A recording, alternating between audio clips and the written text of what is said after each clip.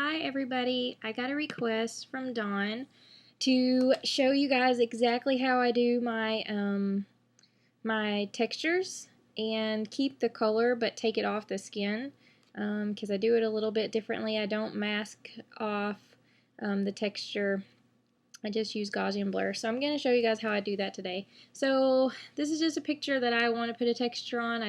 There's a lot of texture in the background already, but I want to see just a little bit more. So I love this set of textures. It's by JB and Diet Sully out of Dallas, and I love the Sully Euro Grunge, so that's what I'm going to use today.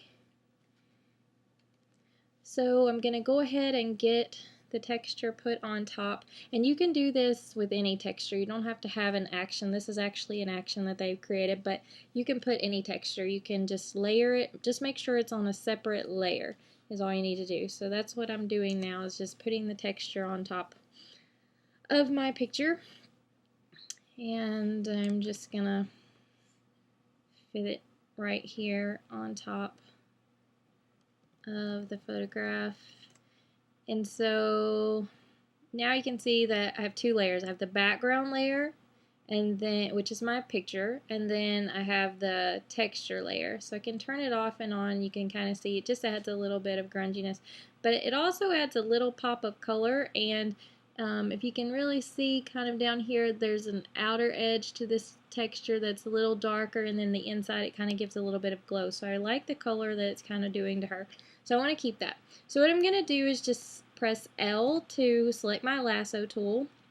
And then one of the things that you really want to remember is that if you keep it on a low feather, you're not going to be able to get it to look really natural.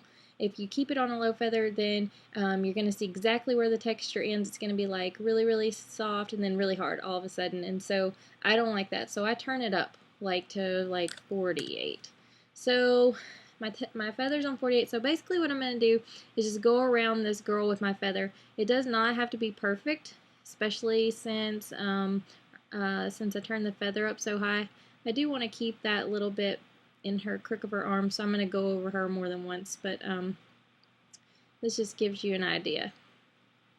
So that's the first thing that I'm going to do, is just outline. This is where I do not want to see the texture. So then I'm going to go up to filter and blur, Gaussian blur, and then as you can see I have the radius all the way up to 250 pixels because I want the whole thing gone. So if I turn it down, you can see she still has some texture on her skin. So basically what you're doing is you're just blurring out the texture. Okay, so turn it all the way up. The whole texture will be gone, but the color will still be left. That is part of the texture that I'm putting on her here. So I like that. And then I'm just going to zoom in here and do, again, around her arms. Again, I'm just lassoing where I do not want the texture. And I'm just going to hit Command F to Gaussian blur. That again, for us Mac users, that's what you press. And I'm going to go around this arm and do the exact same thing in Command F.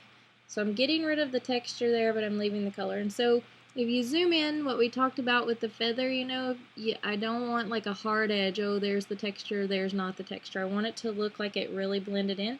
And as you go around the girl, you can see there's a little bit of texture here, but it's nice and soft transition. It's not like crazy looking. And so I took it off of her skin and off of her clothing. I'm going to do just a little bit right here. Whoops. If I ever feel like I can see it somewhere I don't want to do, I just lasso that and then just Gaussian blur it. So she's pretty much where I want her to be. And then I can play with the opacity of the texture now. But so there it is with it, and there it is without it. And I just like it with it because it just adds a little bit more texture to an already kind of grungy look. But it also kind of gives her a little bit of a glow, like on her dress and that kind of thing. And then it automatically gives me a little bit of a darkening on the edge, which I like. You can change it. A lot of times I like to change it to the soft light just to kind of lighten it up, but in this instance I prefer the overlay. So that's pretty much it. I guess if you have any questions, you can just leave a post. Talk to you soon. Thanks. Bye.